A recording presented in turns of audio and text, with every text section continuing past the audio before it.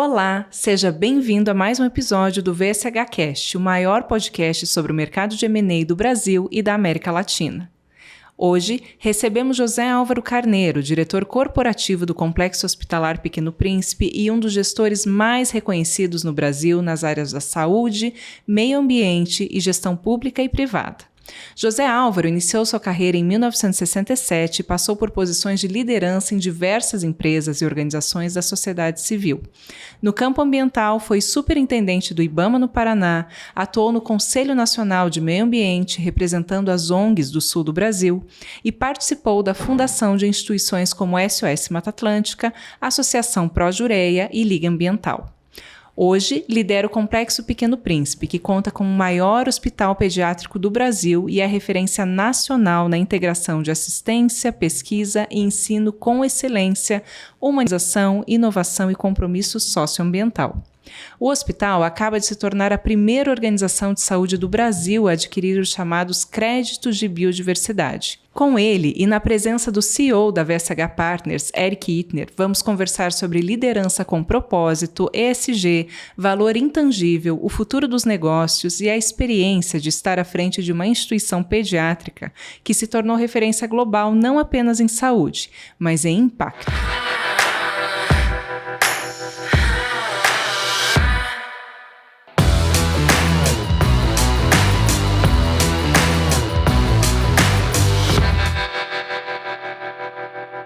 Zé Álvaro, é uma honra para a gente ter a tua presença aqui. Muito obrigada pelo aceito do convite.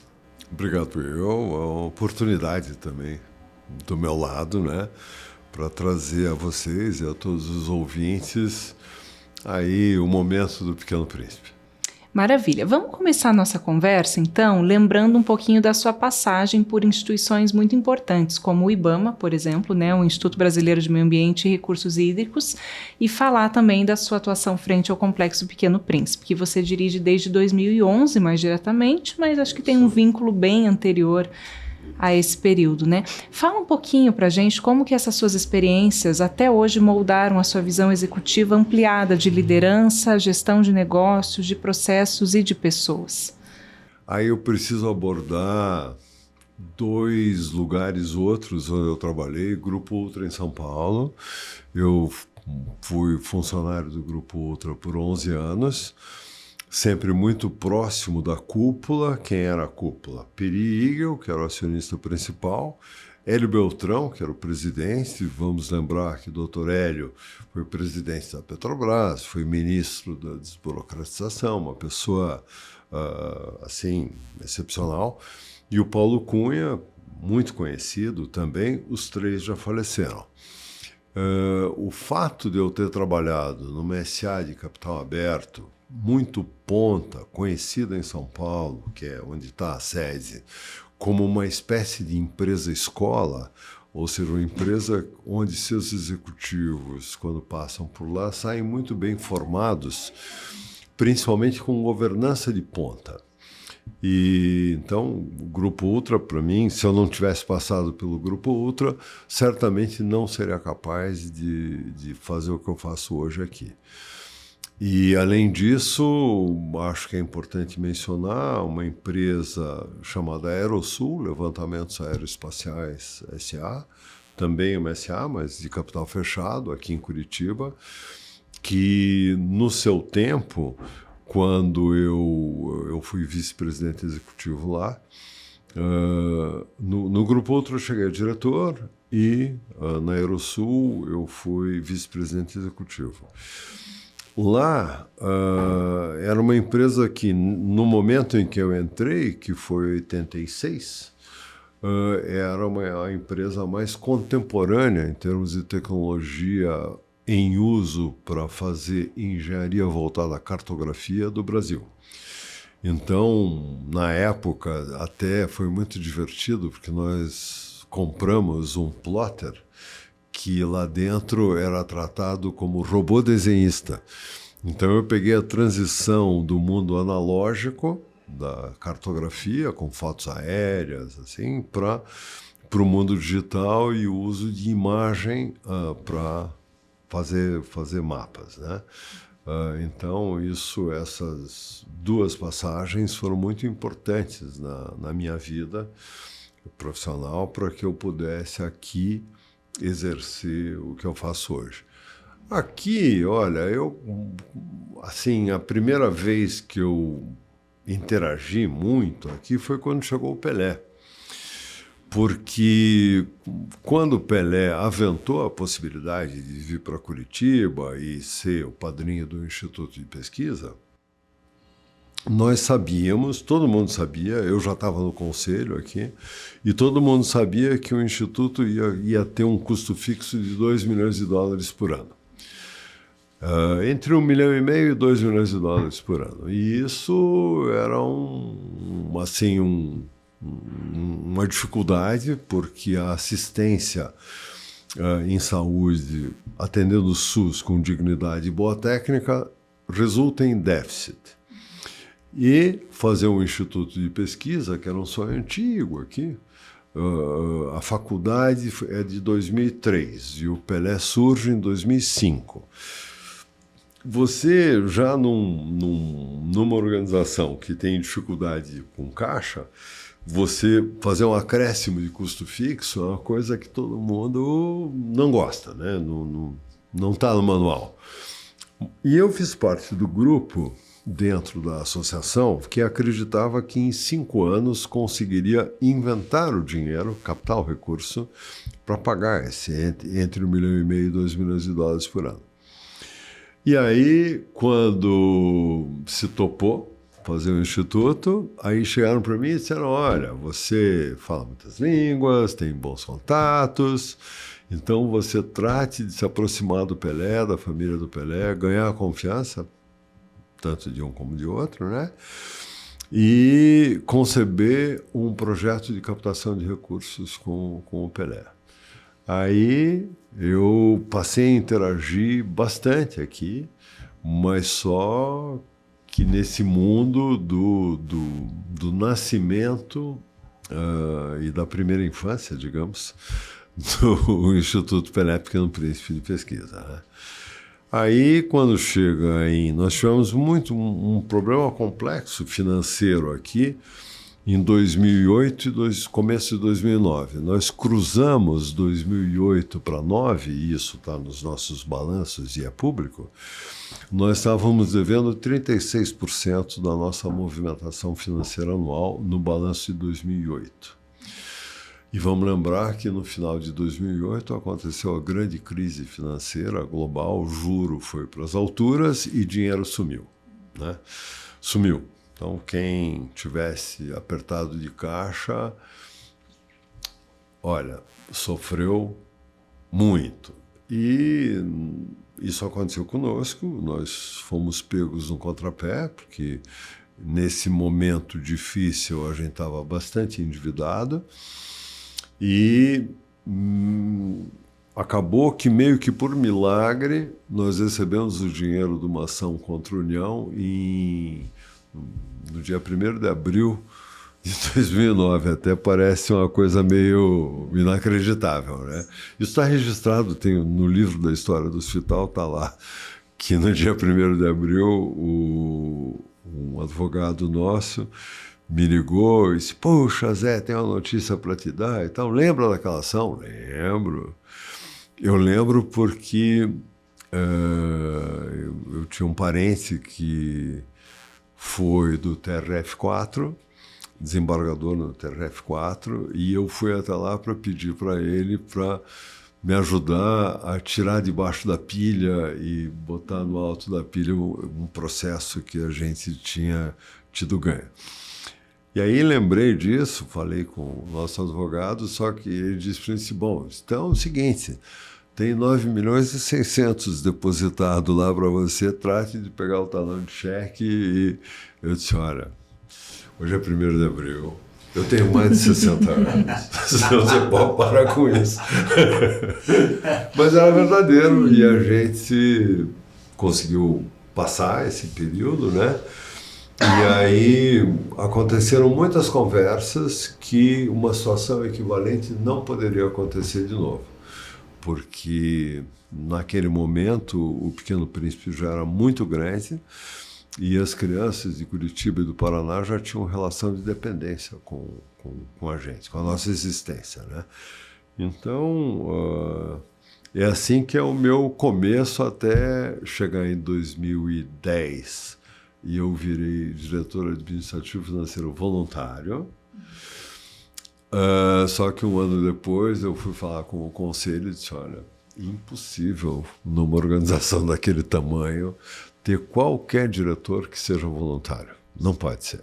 Então, porque voluntário, você pode chegar na terça-feira e dizer, olha, amanhã eu não venho porque eu vou para a praia, sei lá, alguma coisa qualquer. Então aí estou aqui desde 2011 como contratado e estou achando ótimo. E agora estou tratando de pensar na minha sucessão. Zé, você, em algumas entrevistas que a gente acompanhou, que você já concedeu, você defende que toda organização deveria pensar a saúde para além do hospital, né? Você pode explicar um pouquinho o que é essa sua defesa, essa sua reflexão na visão do contexto da cultura corporativa mesmo? Para abordar isso, a gente precisa lembrar que nós somos uma ONG, né? Então, nós não somos uma empresa convencional que se move buscando resultado, ponto, e distribuindo esse resultado para os seus acionistas. O nosso acionista aqui é a nossa missão, é o nosso propósito. Então, isso articula uma pequena diferença. Essa pequena diferença, e lembrando novamente que nós somos terceiro setor, se a gente for muito, muito purista, nós precisamos lembrar que nós existimos porque o Estado não dá conta de fazer os seus deveres constitucionais. Então, aí, em princípio, aqui no Brasil, saúde é um direito, né?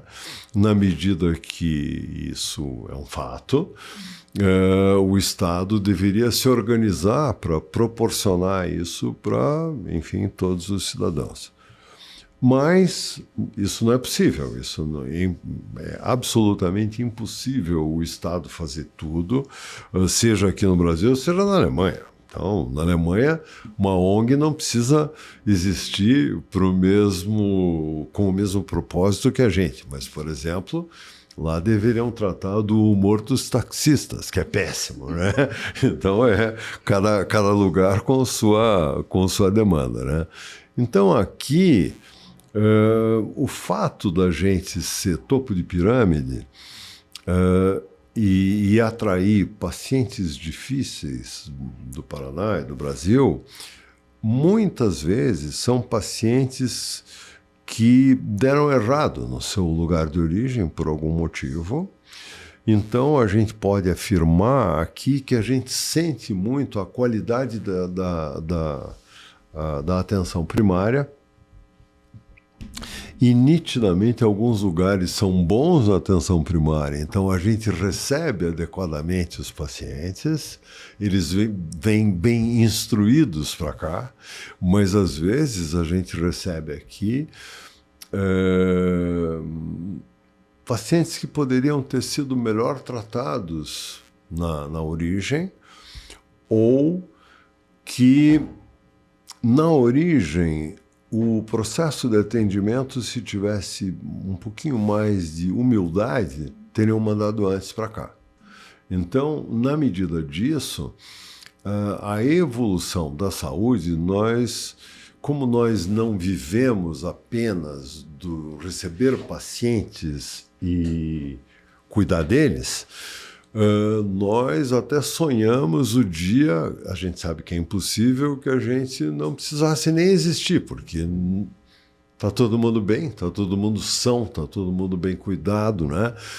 Está todo mundo altamente comprometido com autocuidado, todo mundo e todas as famílias cuidando das suas crianças de tal forma que não temos mais obesidade, de tal forma que, sabe, tem muitas coisas que daí é um pouco utópico, mas que eu acho que é importante defender essa utopia, porque se acontecer o autocuidado em amplo espectro, o número de pacientes diminuiria muito. Como a gente não pensa faturamento primeiro e propósito depois, e sim o contrário, se a gente deixasse de ter freguês porque a criançada do Brasil inteiro estaria hiper saudável, nossa missão, de certa forma, estaria cumprida.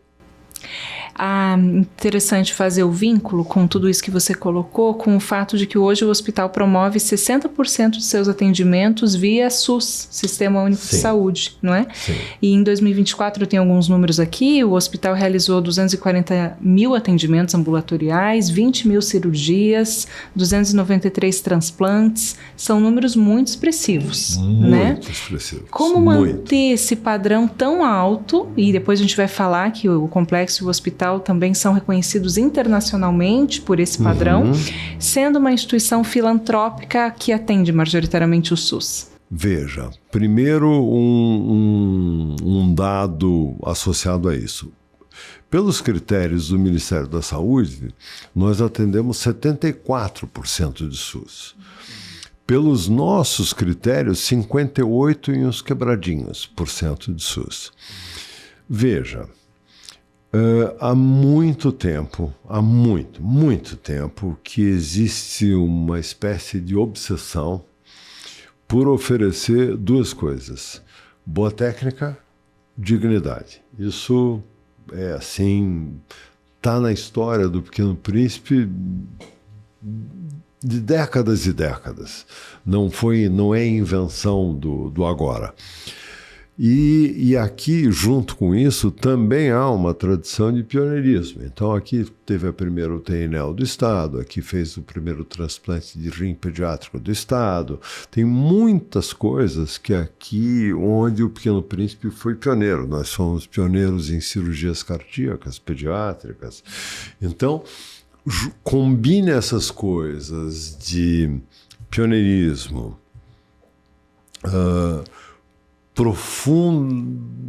profundo respeito à boa técnica e às boas práticas. E, além disso, uma grande preocupação com a dignidade, com questões emocionais associadas às crianças. E aí você tem uma situação de sempre, onde o apoio comunitário foi essencial para a gente conseguir fechar a conta. Seja fechar a conta do ponto de vista pura e simples do custeio, seja por os investimentos. Se a gente recuar no tempo, nós surgimos por conta de mulheres aqui da comunidade que, movidas por as circunstâncias de 1917 e 1918, o que acontecia nessa época? Um combinado: Primeira Guerra Mundial e a grande pandemia da gripe espanhola, né? Então, isso no mundo trouxe muita visibilidade para as enfermeiras. As enfermeiras tiveram um papel muito relevante nessas duas coisas.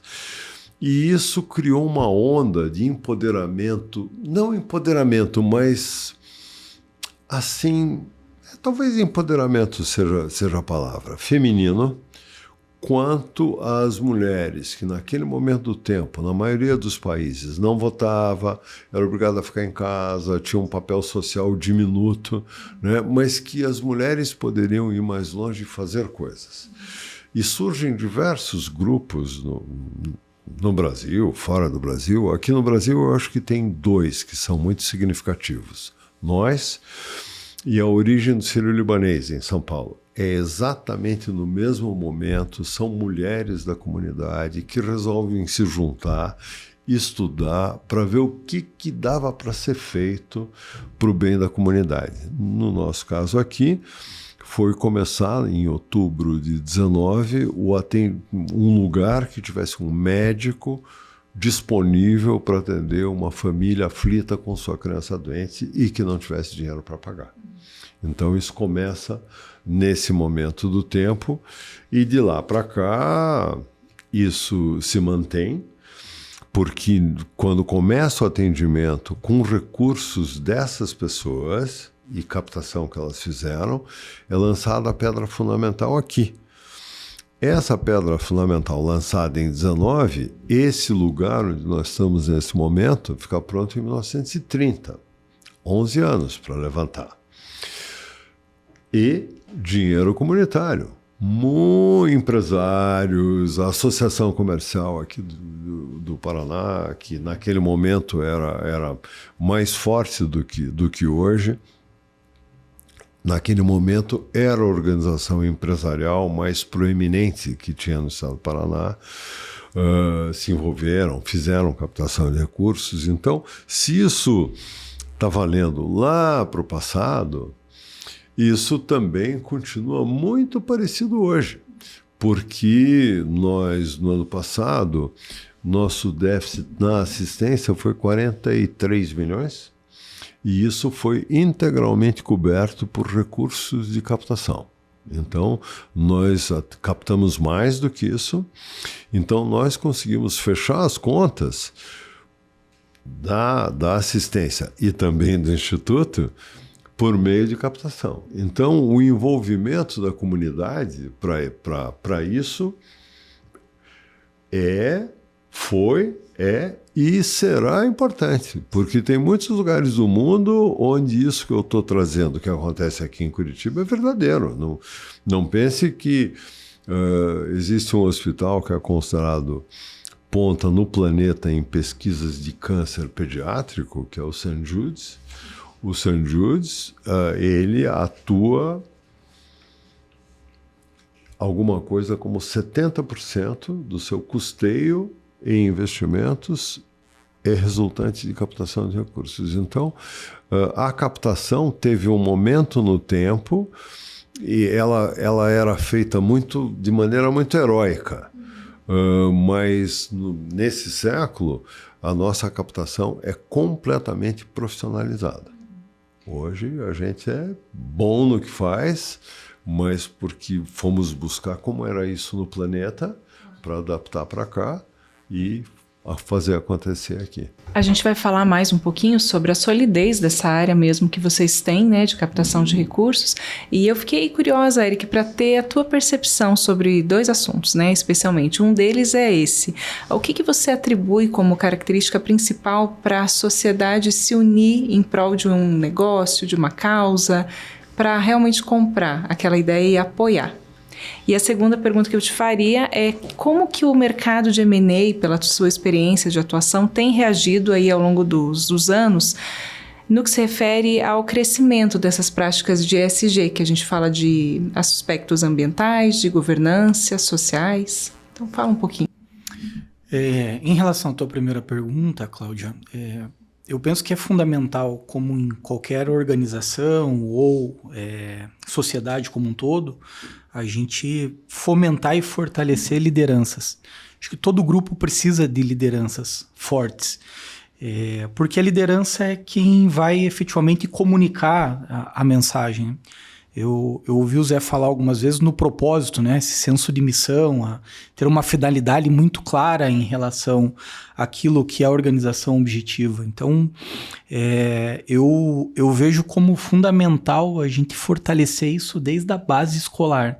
A escola cada vez mais transformar os alunos em futuros líderes e através dessas lideranças a gente consiga realmente transmitir mensagens importantes, mensagens de consciência, mensagens de que se a gente ficar focado 100% no curto prazo, talvez a gente não tenha um longo prazo. E questões aí que envolvam aspectos sociais, ambientais, interesses coletivos como um todo, sejam cada vez mais a pauta da comunidade escolar e também das nossas casas, né? Que possamos, enquanto pais, educar os nossos filhos para que tenham essa visão de futuro. Quando a gente olha o mercado de M&A, é interessante esse paralelo, porque uma empresa, um negócio, um ativo que vai a mercado para ser negociado, ele precisa ter uma base de confiança.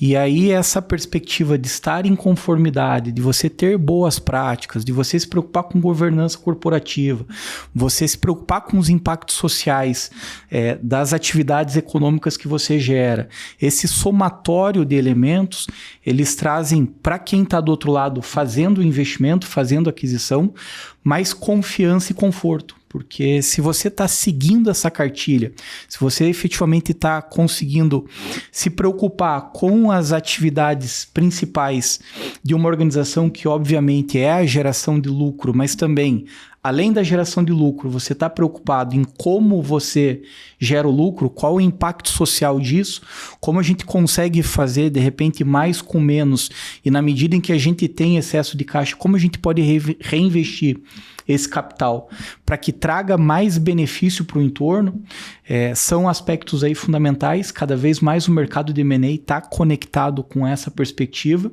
e os investidores, se eles têm opção de aportar capital num projeto, ou melhor, em 2 projetos, sendo um deles que adote boas práticas e outro não, sem sombra de dúvidas, o que tem essa clareza e esse viés vai ser beneficiado. Isso tudo contribui muito para o valuation, né? Que é o Sem que a gente dúvida. fala sobre a valorização mesmo dessa imagem, desse valor do negócio. Traz mais solidez para o negócio e uma visão maior de perpetuidade. Nisso que ele está falando, eu usaria a palavra investidor, né, que você usou, para lembrar do nosso processo de captação e que aqui a gente usa o termo investidor social. Né? Então, se de repente o Nubank, por exemplo, no ano de 23, nos fez um aporte enorme, quase 10 milhões de reais de renúncia fiscal, e eles tomaram por completo um projeto de captação chamado Hospital Digital 2. Eles pegaram tudo, né? A gente que achava que ia levar 3 anos para captar, de repente chegou no Nubank, bum, e pegou tudo. Aí, pegando um gancho no que você falou, na questão das boas práticas. Nós, há muitos anos que a gente é auditado por empresa de ponta. E aí viemos crescendo, né? Primeiro sabíamos que precisávamos uma empresa nacional de ótimo nome na região sul. E aí a Martinelli foi durante muitos anos nosso auditor.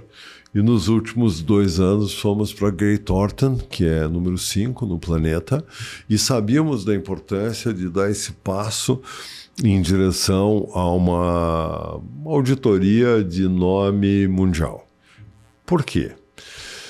No específico dos balanços e das boas práticas contábeis, nosso balanço é lido, com certeza, por algumas entidades. Bancos, sempre. Ministério Público, sempre. AGU, sempre.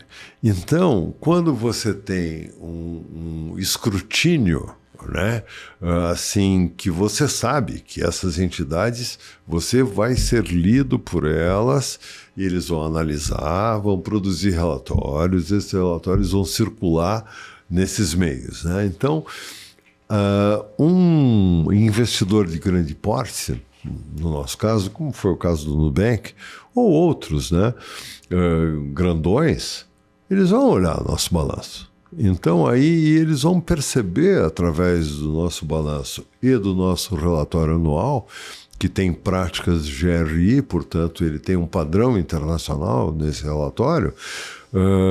Isso é muito valorizado, porque a turma sabe que para você chegar lá, isso é uma construção, você não acontece assim, né, por acaso, né? Então, isso é bem, bem importante. No nosso caso, não para o mercado de fusões e aquisições, né? Mas para esse outro lado. Sim. E aproveitando que a gente está falando justamente em empresas, né, que fazem aportes significativos, para a operação, grande parte do nosso público é formado aí por empresários que podem ter interesse em saber mais como contribuir, como alinhar e estreitar o vínculo de comunicação com vocês. Como que funciona esse processo de aproximação mesmo entre o complexo e eventuais empresários e empresas? Olha, primeiro que a gente tem uma equipe grande de captação. A captação, a gente não pode apenas perceber o grupo que vai para a rua bater na porta de alguém ou receber um telefonema e responder, né? A captação é muito mais do que isso. Vou tentar sumarizar o que é a corrente da captação. Tem um grupo aqui interno que percebe necessidades. Percebida a necessidade de investimento ou de custeio, isso é transformado em projeto. Esse projeto vai ser aprovado nas instâncias públicas com as quais a gente se relaciona. Feito isso, o projeto vai para a equipe de marketing que põe uma roupa. Ele continua com a roupa técnica, mas simplifica essa roupa técnica para botar uma roupagem de comunicação e marketing, para daí ir para o grupo que vai ao mercado. Vai atrás do recurso, né?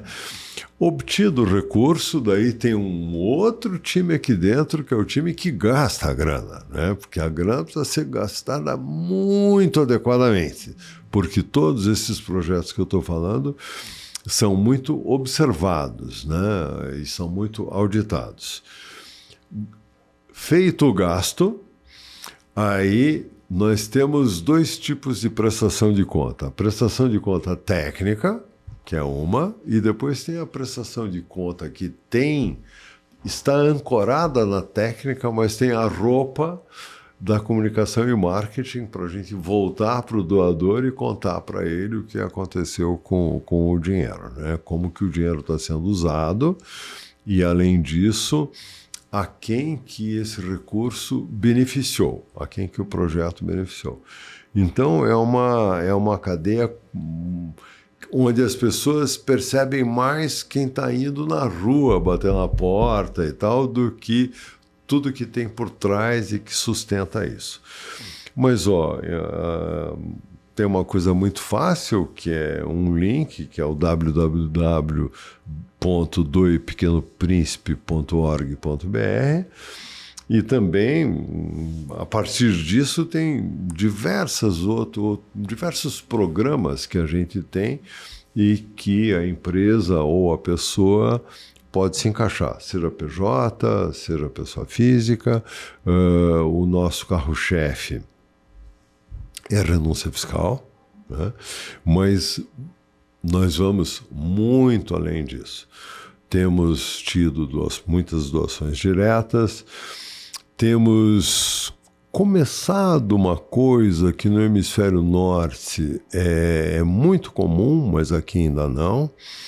Nós temos tido pontualmente, mas isso tem crescido, as doações em herança, por incrível que pareça. Então, às vezes um imóvel, às vezes dinheiro mesmo, ou ações, ou um patrimônio mais líquido, assim. Mas isso tem crescido e é muito comum. Estados Unidos e Europa, isso é muito comum. Aqui, isso está começando. Então, esse canal das doações, né, para nós é muito, muito relevante, porque é isso, nós conseguimos, eu entendo que a gente conseguiu ganhar a confiança da comunidade, não apenas curitibana, paranaense e brasileira. Temos tido aportes de muitos estados do Brasil. Até porque, como hoje a gente também recebe pacientes do Brasil inteiro, né? Então isso facilita a doação por parte de quem está muito longe. E Eric, ouvindo o Zé Álvaro trazer todas essas reflexões e mostrar o poder da governança mesmo, né, que o complexo parece deter, eu queria que você refletisse um pouquinho sobre isso, sobre o quanto a gente fala que o negócio precisa ter a governança, a casa bem arrumada, num momento de pretensão de venda, né, aquisição, fusão. Fala um pouquinho pra gente, até trazendo aspectos que o Zé trouxe pra gente nessa reflexão última. A estrutura do Zé tá anos-luz aí da grande maior parte das empresas brasileiras, né? Deixa o registro aí de parabéns. Imagine das ONGs, então. Sem dúvida, né? Fica o registro aí da nossa mais profunda admiração pelo trabalho que vocês executam aqui. Essa perspectiva da governança e da transparência, e, enfim, né, de estar em conformidade é algo realmente fundamental para as empresas que querem sair, né, vamos dizer, do estágio 1 para o estágio 2, que são as empresas de pequeno porte, que começam muitas vezes até como uma característica de economia familiar, né? Muitos empreendedores começam para conseguir um próprio emprego, e assim vão trabalhando junto com suas famílias e crescendo. Lembrando que mais de 90% das empresas brasileiras são empresas familiares, essa é a nossa realidade hoje. Acontece que, né, em alguns casos, não são todos, mas alguns casos, isso dá muito certo, né? E a empresa acaba crescendo, se desenvolvendo, gerando caixa, pagando bons dividendos e, naturalmente, sendo uma empresa mais atrativa para o mercado. E aí vem o grande desafio dessas empresas, né, que tem essa característica principalmente de empresa familiar, que é conseguir separar as coisas, separar os aspectos familiares dos aspectos corporativos. E a partir daí ter práticas que realmente deem sustentabilidade para esse negócio ao longo do tempo. E aí a gente fala desde um organograma bem definido, ter lá uma estrutura de um diretor executivo, uma figura clara, olha, esse profissional, essa pessoa é o diretor executivo da companhia, esse profissional, essa pessoa é o diretor financeiro da companhia, é o CFO, esse profissional é o CEO, né, o diretor das operações da companhia. E a partir desse organograma bem claro, cada um sabe exatamente o que faz, o porquê faz, quais são os objetivos dessa empresa, e principalmente nos aspectos aí que envolvem a parte estratégica e financeira, se tem aí total transparência. Cada evento financeiro tenha lá o documento que dê lastro para isso, que seja possível essa empresa ser auditada aí por uma Big Four, Big Five, né? A gente falou agora da Grant Thornton, que é uma excelente empresa aí de auditoria no mercado global, existem outras empresas, né? E esse somatório de ações, de boas práticas de gestão, fazem com que o ativo ele seja mais relevante no mercado e na prática viabilize um projeto de M&A.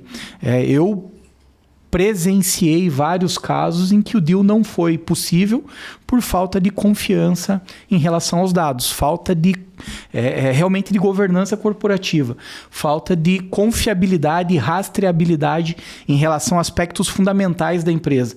E nisso, acho que modelar uma estrutura complexa, como a gente tem aqui no Pequeno Príncipe, isso é fundamental para o empresário, ele conseguir olhar para o mercado, quais são as boas práticas, ele conseguir, talvez até num exercício de humildade, na perspectiva de aprender mesmo com quem tem mais tarimba, quem está mais tempo no mercado, praticando isso, né, vivendo na prática, sem sombra de dúvidas, vai agregar valor para o negócio, e esse movimento vai viabilizar no futuro um projeto de M&A bem estruturado e bem sucedido. Maravilha. Zé, hoje o Hospital Pequeno Príncipe está entre os 80 melhores hospitais pediátricos do mundo, né? E pelo 4º ano consecutivo ele foi eleito o melhor hospital exclusivamente pediátrico da América Latina, de acordo com o ranking de uma revista norte-americana.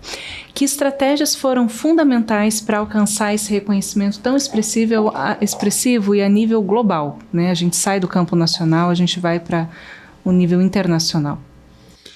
Olha, primeiro, uma equipe fantástica, que tem como cereja do bolo médicos fantásticos. Então, aqui eu repito bastante isso, nós hoje somos 2.700 CLT e mais ou menos 1.000 PJ. Desse grupo, eu diria que tem alguma coisa como 300 pessoas que são portadores de TOC, transtorno obsessivo compulsivo, do bem, né? Num nível muito elevado, relacionado com a profissão ou com o desafio intelectual que resolveram assumir para si e para suas vidas. Então, tem inúmeras pessoas aqui que podiam estar ganhando 10 vezes mais em São Paulo, mas não, estão aqui, né? E estão aqui porque ou são aqui de Curitiba ou do Paraná, ou porque se apaixonaram por um ou uma paranaense, daí estão aqui, e isso vai articulando uma espécie de campo magnético que atrai portadores de TOC assemelhados. Então aí quem adora falar sobre, sei lá, uma questão neurológica de uma criança, mas aí essa criança também pode ter um pequeno problema ocular, daí sabe que vai encontrar um oftalmologista e aí os dois juntos vão se, puxa vida, mas será que isso não tem a ver com alguma questão que a gente precise consultar um gastro? Daí lá encontra no corredor um gastro. Então, isso entre as 47 especialidades e subespecialidades que tem aqui. Então, isso cria uma condição inacreditável. É esse campo magnético que daí atrai. Então, eu diria que esse é o primeiro ponto. O segundo ponto é que tem pessoas há décadas que são absolutamente tocadas, apaixonadas para proporcionar para estas pessoas da assistência os meios para que eles exerçam a sua profissão do melhor jeito possível. Então aí, gente que se esforça para captar recursos e ter aqui todos os medicamentos necessários, todos os materiais necessários, instalações muito bem cuidadas, questões que as pessoas esquecem um pouco. Hoje, um hospital que não invista profundamente em TI, por exemplo, fica para trás muito rápido. Então, isso até 30 anos atrás não era uma preocupação que existisse, né? Hoje não apenas existe a necessidade, como a necessidade da defesa disso, né? Então, o segundo ponto é proporcionar a esses profissionais da área da saúde as condições necessárias para que eles exerçam a sua profissão assim, de maneira ótima. Lembro, por exemplo, nós temos uma cardiologia que sempre foi muito reconhecida, muito. Isso começa a acontecer há uns 40 anos atrás, 45 anos atrás. Aí é relativamente recente que a gente tomou a decisão de ter aqui fazer uso de um ECMO. ECMO é, a grosso modo, circulação extracorpórea, portanto, um equipamento que faz às vezes de coração-pulmão em ambiente de UTI. Mais pulmão que coração. Isso é muito caro. E, além de caro, exige a formação de uma equipe altamente comprometida que consiga fazer funcionar esse equipamento 24 horas por dia, o tempo que o paciente necessite.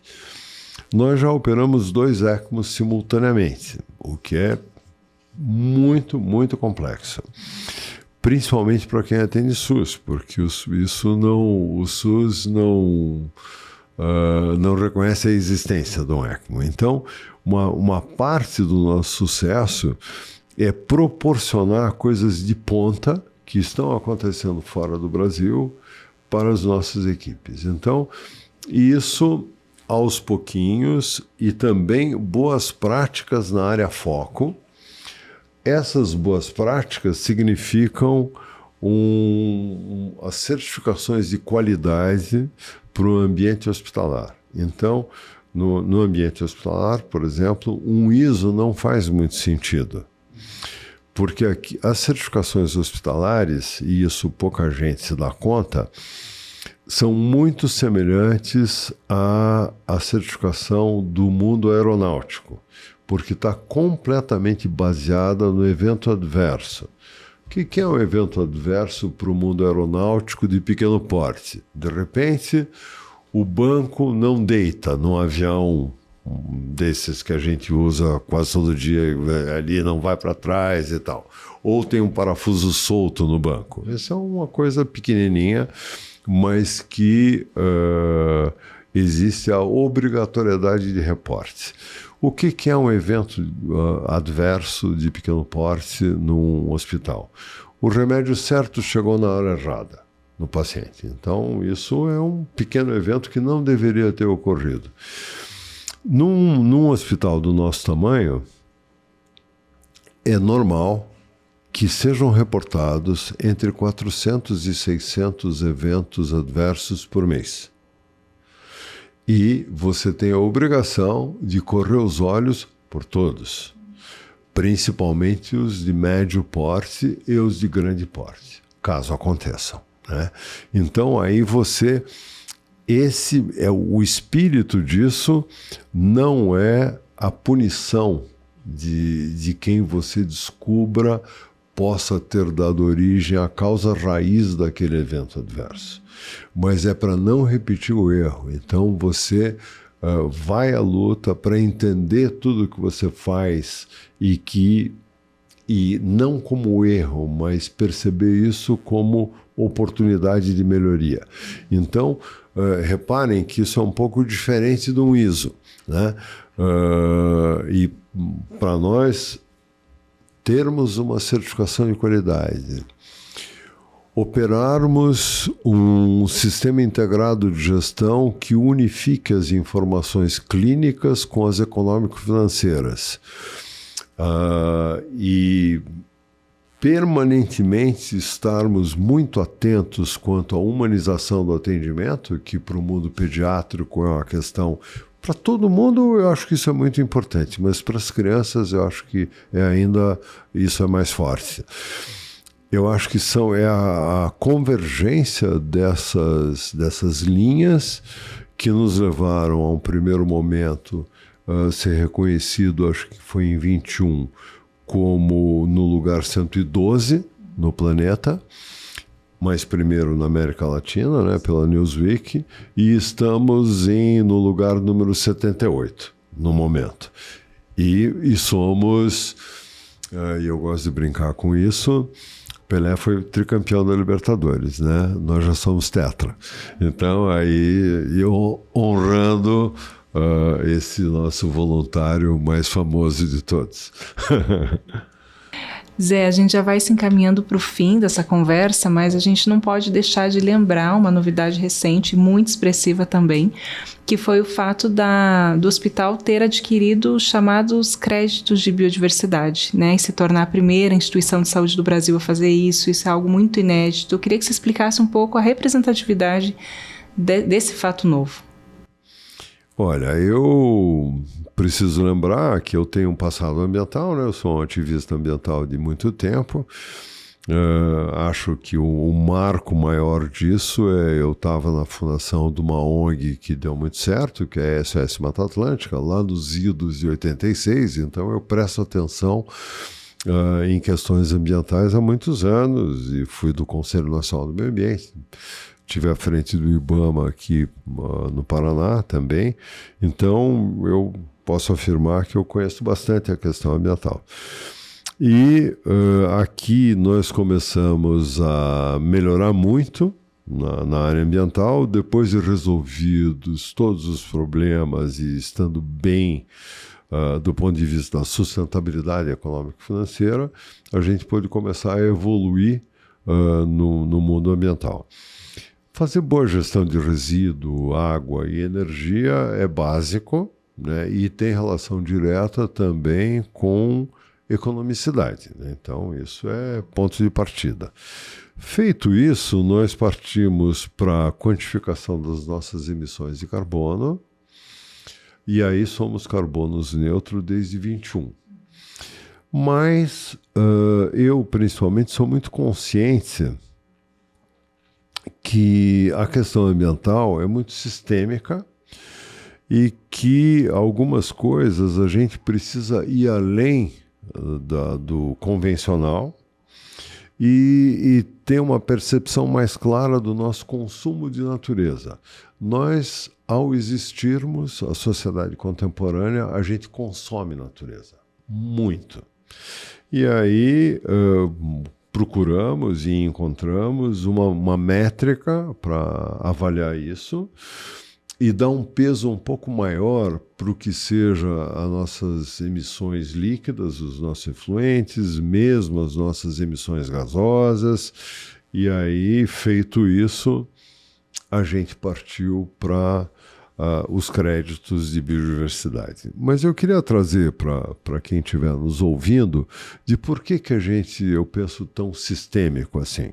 Até para exemplificar com uma coisa que eu mencionei aqui logo que a gente se encontrou, que é o sofrimento de alguns hospitais brasileiros por decorrência de questões climáticas.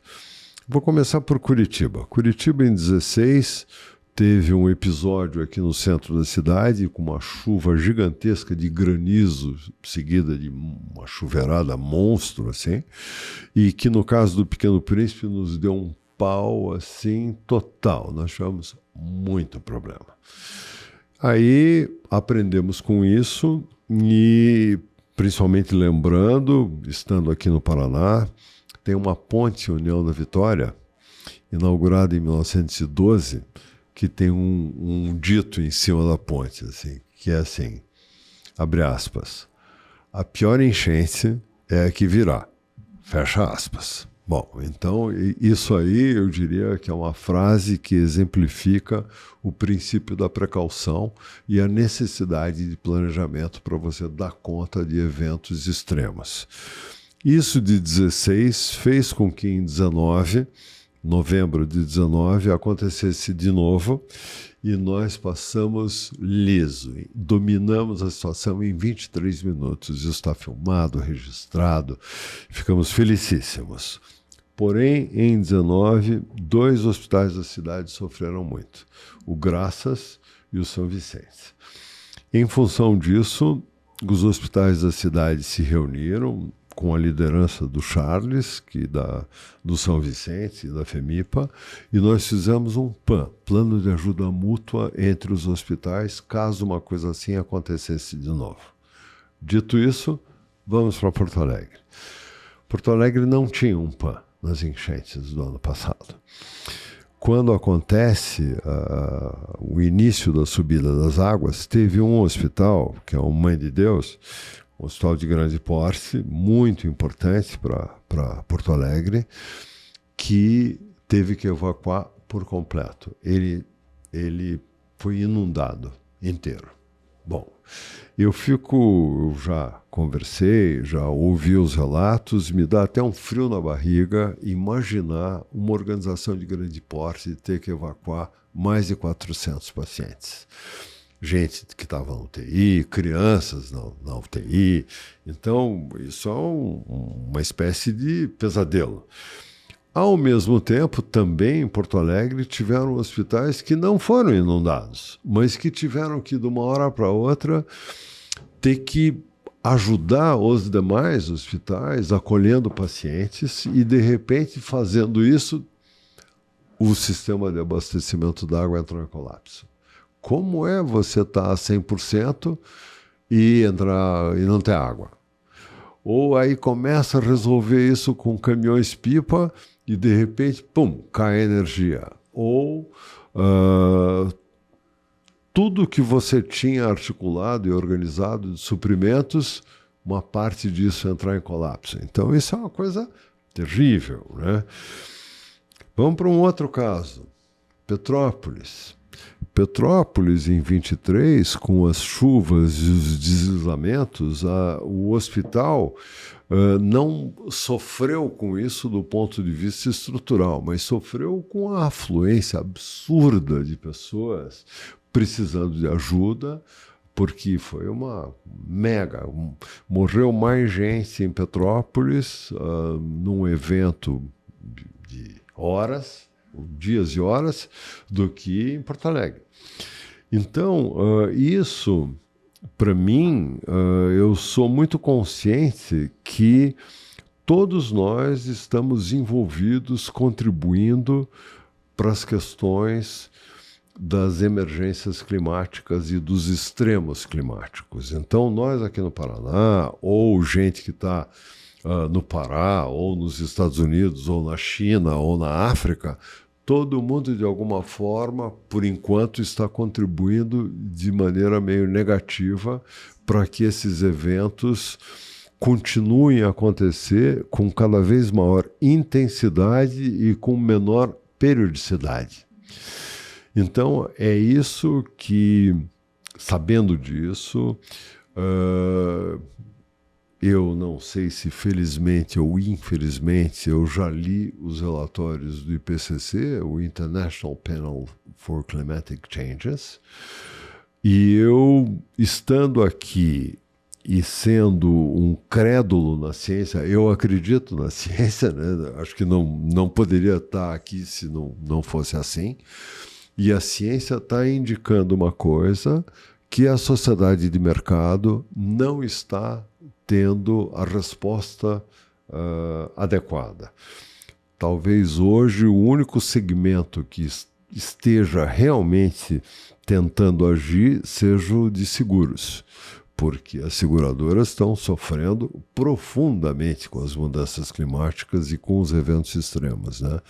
Então, na medida que eu acredito que o segmento saúde precisa pensar a saúde de uma maneira mais ampla, não só a saúde humana, mas a saúde do planeta, aí foi assim que a gente tomou a decisão de ir para os créditos de biodiversidade. E para quem estiver me ouvindo, nós somos uma organização de 520 milhões de reais em 24. Tudo que a gente está fazendo na área ambiental, incluindo os créditos de biodiversidade, o outro lado da área ambiental, energia, resíduo e água, tem o dever de um ano para o outro ter as metas de economia de recursos para pagar o que a gente não é obrigado a fazer, que a gente faz de forma voluntária, que são os créditos de biodiversidade para dar conta do nosso consumo de natureza. Então, a nossa responsabilidade ambiental com isso é muito legal ter sido o primeiro do Brasil a fazer, é muito importante, tudo indica que nós somos o primeiro do mundo a fazer. E você manter uma tradição de pioneirismo, que é o caso aqui do Pequeno Príncipe, e nos fóruns que a gente participa,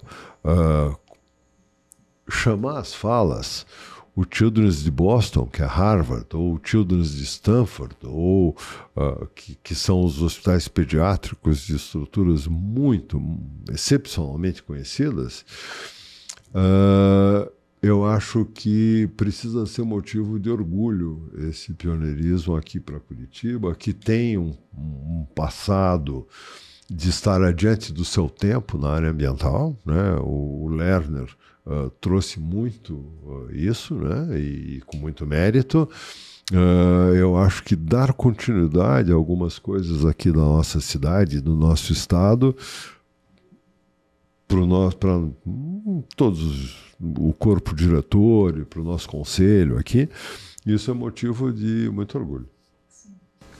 E eu vou encerrar pedindo só a contribuição final de vocês dois, as opiniões finais de vocês dois sobre como preparar os líderes do futuro e os atuais para atuarem com coragem, com empatia, com visão sistêmica de futuro, de mundo, intergeracional, né? E que mensagens que vocês deixariam, então, para os empresários que buscam atuar com mais propósito e impacto no Brasil e no mundo de hoje?